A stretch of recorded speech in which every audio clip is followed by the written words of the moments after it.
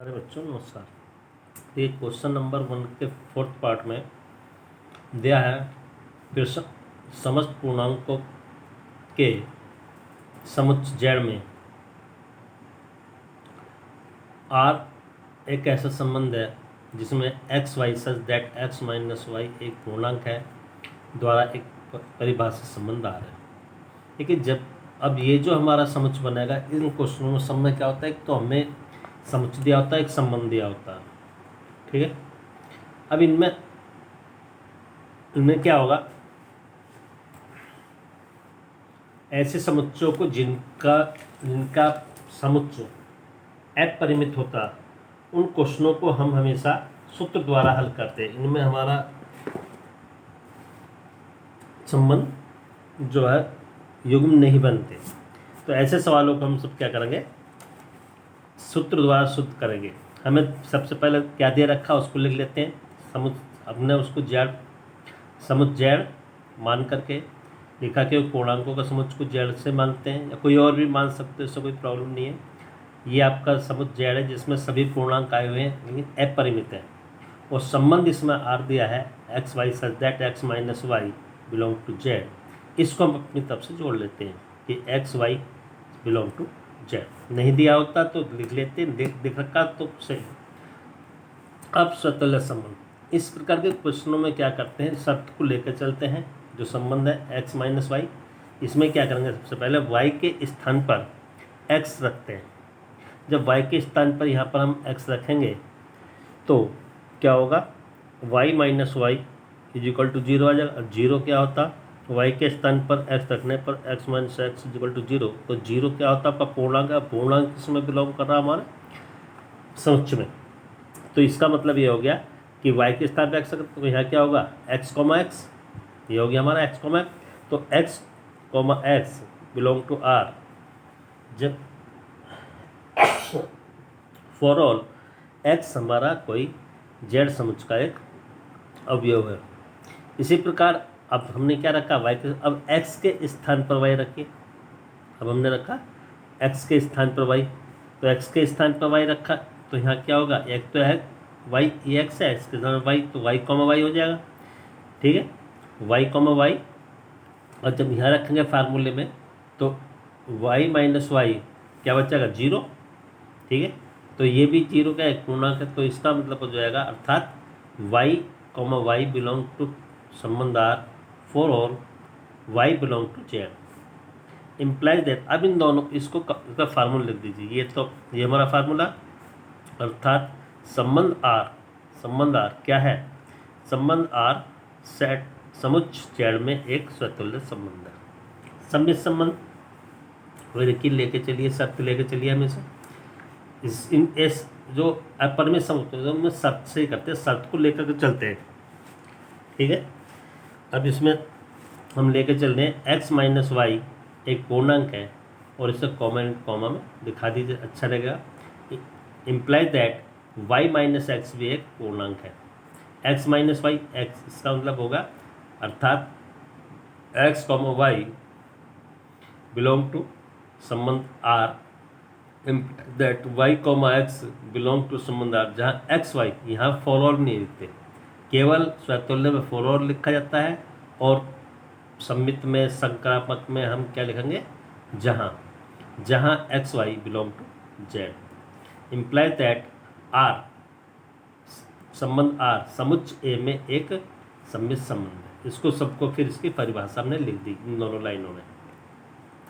अब देखिए नंबर 3 संक्रामक संबंध। संक्रामक संबंध में क्या होता है कि x माइनस वाई एक पूर्णांक है, और यहाँ जो लिखा जाएगा, और अब दूसरा जो संबंध होगा उसका युग्म इससे दूसरे शुरू होता है, तो y माइनस हमने तीसरा कोई मान दिया z एक पूर्णांक है। इम्प्लाई दैट अब इस क्या हो जाएगा, y माइनस जेड, तो x माइनस जेड एक पूर्णांक है। अब इसको हमने, अब क्या होगा y का, तो y को ख़त्म करना पड़ता है इसमें, तो ये माइनस वाई है प्लस वाई, जब इन दोनों को हम जोड़ेंगे तो y खत्म हो जाता है, तो x माइनस जेड आ जाएगा। तो x माइनस जेड एक पूर्णांक है। अब इसको फार्मूला लिख दीजिए, अर्थात x comma Y belong to z और y comma z belong to r implies that x z belong to r, जहाँ x y z समुच्चय z के अवयव है। संबंध r सेट z में एक संक्रामक संबंध है, अतः तीनों को मिला के लिख दीजिए, संबंध r समुच्चय z में स्वतुल्य, सममित और संक्रामक संबंध है। क्वेश्चन नंबर 5वां है, 1 का 5वां, इसमें आपको फिर खंड दिए, 5वें में 5 खंड दिए। क्वेश्चन है 5वां हमारा, किसी विशेष समय पर किसी नगर के निवासियों के समुच्चय में निम्नलिखित संबंध आर, नीचे संबंध आर दे रखे हैं। एक को माना हमने कोई समुच्चय, ये ए जी, ये है आपका किसी नगर के निवासियों का समुच्चय, किताब से उतार दीजिए, और इसका संबंध दे रखा है नीचे फर्स्ट में ए पार्ट में, x comma y such that x तथा वाई एक ही स्थान पर कार्य करते हैं। अब इसमें हमें ये बताना है, एक्स कॉमा वाई एक ही स्थान पर कार्य करते हैं। चूंकि ए एक अपरिमित है, इसमें इसे हम युग्म नहीं बना सकते। अपरिमित के कितने युग्म बनाओगे, 2 4 10 20 30 बना चले जाओ, संख्या मिलती चली जाएंगी आपको। तो जब भी कोई अपरिमित समुच्चय होगा वो 99% हमारे सूत्र से स्टार्ट होगा। जैसे अभी क्वेश्चन नंबर 4 करा था, तो यहाँ पर रखने के पहले x के स्थान पर y लिख दो, y के स्थान पर x, ये कोई आगे पीछे आप रख सकते हो। तो हम स्वतुल्य संबंध के लिए क्या कर रहे हैं, y के स्थान पर x रख रहे हैं, y के स्थान पर x। तो क्या हो जाएगा, x कॉमा x, यहाँ क्या हो जाएगा x कॉमा x, और ये हो जाएगा y के स्थान पर x तथा x एक स्थान पर कार्य करते हैं। तो x तथा x एक स्थान पर कार्य करते हैं, ठीक है। तो x comma x belong to r, इसका मतलब ये हो गया कि कहीं कि x कॉमा एक्स व्यक्ति तो दो अलग है, व्यक्ति तो दो अलग है और उनके नाम एक जैसे हैं, नाम एक जैसे हैं। जैसे एक जैसे हम लगते हैं आकाश फर्स्ट, आकाश सेकंड, एक क्लास में 3 एक नाम के 3 2 बच्चे, तो फर्स्ट सेकंड नाम दे देते हैं। अगर हम ये करके नहीं बुलाएंगे कि आकाश फर्स्ट आइए या आकाश सेकंड आइए, तो वही आएगा। और जब हम एक ही नाम के 2 व्यक्ति हैं और हमने केवल नाम बोला, तो बेटे दोनों कंफ्यूज रहते हैं कि कौन है। इसका मतलब ये होगा, ये उदाहरण दे रहा हूँ मैं, कि x comma x belong to r for और x belong to a, x के स्थान पर y रखने पर अब रख दीजिए। तो y तथा y, यहाँ क्या हो जाएगा शर्त में, y तथा y यहाँ पर रख देंगे। तो y कॉमा वाई एक स्थान पर रहते हैं, एक स्थान पर रहते हैं, कार्य करते हैं, यहाँ पर कार्य करना लिख देना, कार्य करते हैं। तो y comma Y belong to r for all y belong to a। अब तो इनको मिला कर सूत्र के रूप में लिख दीजिए, संबंध r सेट ए में एक स्वतुल्य संबंध है। अब सम्मित संबंध में x तथा y एक ही स्थान पर कार्य करते हैं, इम्प्लाइज दैट y, जब x और y एक स्थान पर कार्य करें तो इसका मतलब y और x भी उसी स्थान पर काम करें। अगर पहले को बाद में और बाद वाले को पहले खड़ा कर दें, लाइन तो वही रहेगी। अगर कोई लाइन खड़ी कर रखी हमने तो लाइन तो वही रहेगी। कि हम पहले बच्चे को दूसरे नंबर पर खड़ा कर दें या दूसरे को पहले पे, तो बच्चे 2 ही रहेंगे ना लाइन में। तो x कॉमा वाई एक ही स्थान पर कार्य करते हैं, इम्प्लाइज दैट y तथा x भी एक ही स्थान पर कार्य करते हैं, जहाँ एक्स वाई बिलोंग टू, ये जरूर लिखना पड़ेगा।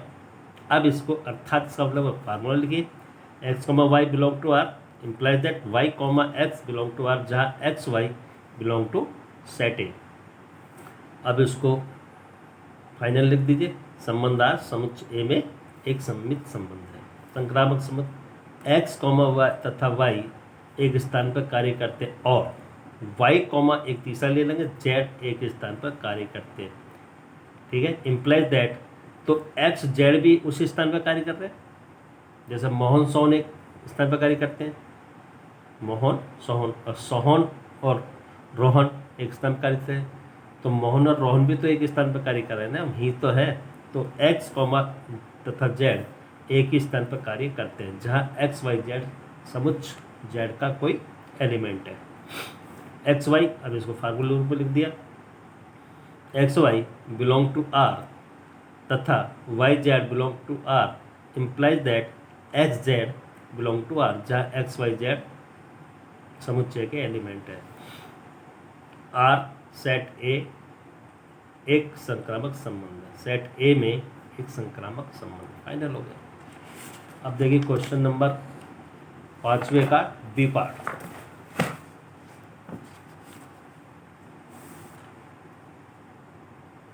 यहाँ फाइनल करके लिख देंगे लास्ट में। अतः एक ही बार लिखा जाता है सम फार्मूले में सबसे बाद में सवालों में। अतः संबंध आर सेट ए में समुच्चय ए में स्वतुल्य, सममित और संक्रामक संबंध है। बी पार्ट, पहला सेट तो वही रहेगा, किसी नगर के रहने वाले निवासी कितने भी हों, हजारों, 2000 किसी करोड़ों, जो भी संख्या है वो रहेगी। संबंध आर दिया x y such that x तथा वाई एक ही मोहल्ले में रहते हैं, वही बिल्कुल पहले की नकल करनी है जो अभी अभी क्वेश्चन नंबर पार्ट 1 में करा। स्वतुल्य संबंध, वाई के स्थान पर एक्स रख दो तो x comma x such that x तथा एक्स एक ही स्थान पर रहते हैं, और एक्स तथा एक्स एक ही स्थान पर रहते हैं, इसका मतलब ये हो जाएगा जब यहाँ मान रख देंगे इस फार्मूले में। अब X comma x belong to R for all X belong to R A. अब इस प्रकार अब तो हमने रखा एक्स वाई के स्थान पर, अब एक्स के स्थान पर वाई रख देंगे, एक्स के स्थान पर वाई, तो वाई कॉमा वाई हो जाएगा, वाई कॉमा वाई हो जाएगा, y comma y such that y तथा वाई एक ही मोहल्ले में रहते हैं। तो वाई कॉमा वाई दोनों एक से लेना, जो है कोटि भुज और कोटि दोनों एक होते हैं स्वतुल्य में। Belong to R for all Y belong to, यहाँ जहाँ मत लिख देना, इसमें केवल फॉर और बाकी में दोनों में संबंधों में जहाँ लिखा जाएगा। For all Y belong to A. अब आगे संबंध आर समुच्चय ए में एक स्वतुल्य संबंध है, सम्मित में आ जाइए। एक्स तथा वाई एक मोहल्ले में रहते हैं, implies that Y comma x भी एक ही मोहल्ले में रहते हैं। सूत्र लिखने होते हैं बस, ये तो अपन में तो सिंपल लिखा जाता है, बहुत आसान, लेकिन लिखना जरूर होता परिभाषा, ये नहीं छोड़ दो। X Y belong to R implies that Y X belong to R, जहाँ X comma Y belong to set A. अतः इम्प्लाइज दैट, अतः नहीं लिखा जाता, फाइनल में एक बार लिखा जाता। संबंध आर समुच्चय ए में सम्मित संबंध है। नंबर 3 संक्रामक संबंध, एक्स तथा वाई एक मोहल्ले में रहते हैं और वाई कॉमा जेड भी एक मोहल्ले में, तो एक्स और जेड भी तो उसी मोहल्ले में रहेंगे। इम्प्लाइज दैट आंसर हो जाएगा एक्स तथा जेड एक ही मोहल्ले में रहते हैं, जहाँ एक्स वाई जेड समुच्चय के एलिमेंट है। X Y belong to R, X Y belong to R और वाई जेड परिभाषा लिख रहे हैं, Y Z belong to R implies that x Z belong to R, जहाँ x Y Z set A के एलिमेंट है। Implies that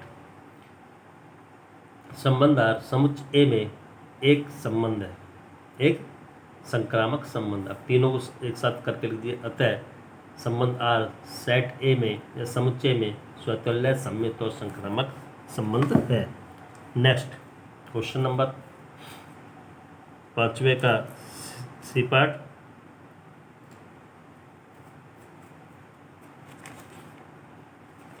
पहला set तो वही रहेगा, किसी नगर में रहने वाले निवासियों, ये तो एपल में समुच्चय।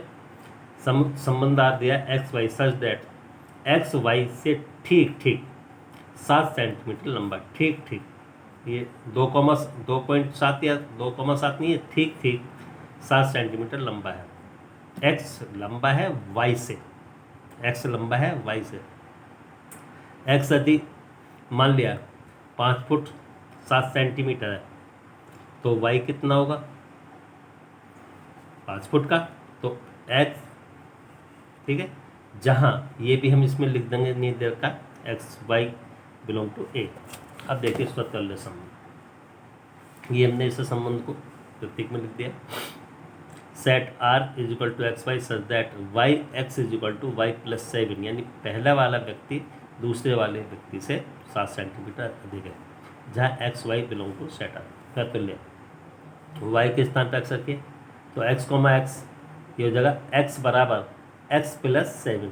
अब देखिए एक्स भी अब संख्या एक संख्या है, एक्स मान लीजिए 7 है, तो कोई भी संख्या क्या होगे अपने के बराबर तो होती है लेकिन छोटी या बड़ी नहीं होती।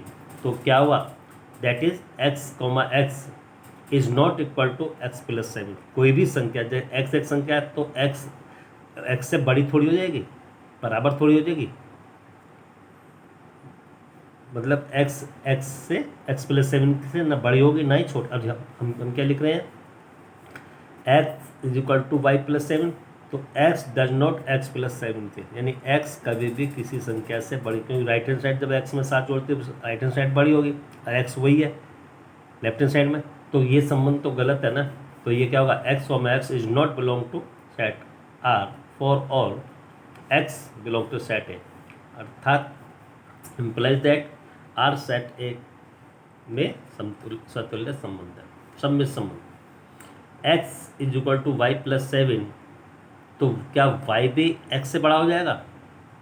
अगर राम श्याम से बड़ा है तो क्या श्याम भी लंबाई में राम से बड़ा हो जाएगा? ऐसा तो नहीं होगा ना, वो तो छोटे ही रहेगा।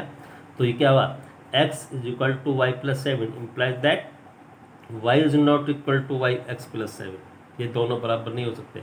तो एक्स वाई यानी हमने कोई दो बच्चे ले लिए राम और Shyam, x Y belong to R, ये तो है मोहल्ले में, लेकिन वाई एक्स जो इस शर्त को पूरा कर रहे हो जो संबंध की हमारी दे रखी है y x is not belong to R, ऐसा नहीं मिलेगा कि वाई भी एक्स से 7 सेंटीमीटर लंबा हो, जहाँ एक्स वाई बिलोंग टू ए। तो क्या मतलब हुआ हमने दो बच्चे छांट लिए मोहल्ले में या दो व्यक्ति छांट लिए, एक छोटा एक उससे 7 सेंटीमीटर लंबा। अब यदि हम दूसरे वाले को पहले और पहले वाले को बाद में रख दें तो शर्त तो फॉलो होगी, और हमें शर्त क्या बनानी है कि पहला वाला भुज जो होगा वो कोटि से 7 सेंटीमीटर। अब देखो तो उल्टा हो जाएगा तो उत्तर हमारा मिलेगा नहीं। तो सेट आर समुच्चार सेट ए में एक सम्मित संबंध नहीं है, संक्रामक में वही आएगा एक्स यदि वाई प्लस 7 के बराबर है, एक्स वाई प्लस 7 और y is equal to z plus 7, तो एक्स जेड प्लस 7 अभी इसमें रख दीजिए, यहाँ इसमें वाई के स्थान पे क्या रखना है जेड प्लस 7, तो जेड प्लस क्या हो जाएगा 14, तो एक्स और जेड प्लस 14 बराबर संख्या होगी, ठीक है। तो x Y belong to R और Y Z belong to R, हमने दो संख्या ले ली ऐसी अलग अलग कि एक तो ले लिया एक्स वाई यानी वाई दूसरी संख्या पहली संख्या से बड़ी है और फिर उस संख्या से एक बड़ी और ले ली 7 सेंटीमीटर, लेकिन पहली और चौथी होना चाहिए संक्रामक में, तो ये नहीं होगा कि एक्स जेड भी उससे बराबर होगी बड़ी, तो ये तो और भी ज़्यादा बड़ी 14 बड़ी होगी, यहाँ करके दिखा दिया। तो क्या X Z is not belong to, उत्तर हमें नहीं मिला। तो जहाँ x Y Z set A के एलिमेंट है implies that R set A में एक संक्रामक संबंध नहीं है, तो तीनों ही खत्म हो गए। अतः संबंध आर समुच्च ए में न तो स्वतुल्य है न सम्मित है और न ही संक्रामक संबंध है। इस प्रकार लिख देंगे। फिफ्थ क्वेश्चन देखिए इसका, फिफ्थ का डी पार्ट, संबंध सेट ए वही चल रहा नगर के निवासियों का समझ, सेट आर संबंध R is equal to x y such that x y की पत्नी है, यानी एक्स लेडीज होगी और वाई जेंट्स होगा, एक्स वाई की पत्नी है तो इसका मतलब होगा एक्स लेडीज है और वाई जेंट्स है, जहाँ एक्स वाई सेट ए के एलिमेंट है। भाई नगर में तो लेडीज़ और पुरुष सभी रहते हैं ना, तो इसमें से हमने देख लिया कोई दो व्यक्ति ले लिए पति पत्नी, तो x Y belong to set A, ठीक है। अब सूत्र में क्या होगा वाई के स्थान पर एक्स रख दो, एक्स कोमा एक्स, वाई के स्थान पर एक्स रखा हमने, एक्स कोमा एक्स की पत्नी है, जब यहाँ रख देंगे एक्स एक्स की पत्नी। अगर हम दोनों एक्स को अगर हमने दो एक्स क्या माना हमने पत्नी है लेडीज है, तो क्या लेडीज का पति होती है? नहीं, तो लेडीज पत्नी दोनों पत्नी होगी, तो ये तो शर्त हमारी है नहीं। जबकि बताया क्या है कि भुज वाला जो होगा पत्नी होगा, वाई वाला पति होगा, ये पहली लेडीज दूसरी पति जेंट्स होगा। तो ये क्या हुआ, गलत हो गया। तो x comma x is not belong to R. कोई ऐसा मिलेगा ही नहीं पूरे उसमें कि वो पति भी और पत्नी भी, या कोई जेंट्स, कोई भी लेडीज पति और पत्नी नहीं हो सकती। तो पहली ही शर्त नहीं मिली हमें, समुच्चय में कोई है ही नहीं। तो x comma x is not belong to set R for और X belong to R. X X की पत्नी नहीं होगी। इसे मत लिखना, ये तो मैं समझाने के लिए कहा। रिलेशन आर सेट ए में एक स्वतंत्र संबंध नहीं है। अब ऐसी एक्स यदि वाई की पत्नी है, यानी एक्स लड़की है और वाई लड़का, तो क्या ऐसा है कि लड़के को लड़की और लड़की हुई है? तो संभव नहीं है। तो वाई एक्स की पत्नी नहीं है, यानी हमने कोई ग्रुप में से, मोहल्ले में से पति पत्नी ले लिए, पहली पत्नी एक्स के स्थान पे, वाई के स्थान पे कोई उसका पति ले लिया। अब यदि हम सम्मित में क्या पलट देते हैं, कोटि को भुज और भुज को कोटि, तो क्या हम जेंट्स को पहले लिया और पत्नी का तो पहला हमें क्या दिखाना सर? तो पहले को हमें दिखाना पत्नी है। तो ये तो पॉसिबल नहीं है, तो उत्तर नहीं मिलेगा। तो वाई एक्स की पत्नी नहीं है। For all x comma Y belong to set A, x Y belong to R. X और वाई तो हमने ग्रुप में से उठा लिए संबंध आर के, लेकिन जब हम उन्हें पलटेंगे, हम कहने लगे जेंट्स लड़कियों को कहने लगे भाई तुम पत्नी, और लड़की को कहने लगे तुम पत्नी, तो संभव है ही नहीं। तो is not belong to R, जहाँ एक्स वाई समुच्चय के एलिमेंट है। अब इसको लिख दीजिए कुछ। अब इसका तीसरा नंबर संक्रामक चेक करिए। यदि एक्स वाई की पत्नी है, एक्स वाई की पत्नी है और वाई जेड की पत्नी है, तो ये तो हो ही नहीं सकता भाई। एक्स तो लेडीज है, वाई लड़का है शर्त के अनुसार। तो क्या लड़का किसी और मर्द का पत्नी हो सकता? नहीं हो सकता। तो इसका मतलब ये वाला एलिमेंट तो साइलेंट हो गया, ठीक है। तो इसमें तो पहली शर्त ही नहीं मिली, तो इसमें क्या हो जाएगा, हमें जो ज्ञात है वही नहीं है, तो ये क्या होगा, साइलेंट हो गया। तो इसमें लिखेंगे किसी भी शर्त के लिए सेट ए में एक संक्रामक संबंध आर नहीं है। किसी भी शर्त के लिए हो ही नहीं सकता। अगर इसमें लेके चलेंगे तो किसी भी शर्त के लिए संबंध आर, सेट ए में एक संक्रामक संबंध आर लिखा संबंध नहीं है। अतः आर सेट ए में न तो स्वतंत्र है, न सम्मित है और न ही संक्रामक संबंध। फिफ्थ का ई पार्ट दिया हमें कि एक्स वाई का पिता है। एक्स पिता तो दूसरा बेटा हो गया, ठीक है। तो यदि एक ही व्यक्ति, अब इसमें स्वतंत्र संबंध लेकर चलेंगे, एक्स के स्थान पर वाई क्यों रख के चल रहे हैं बेटे? अपरिमित संबंध चल रहा, जो हमारा वो जो सेट दे रखा, तो उनको सूत्रों से ही करते हैं।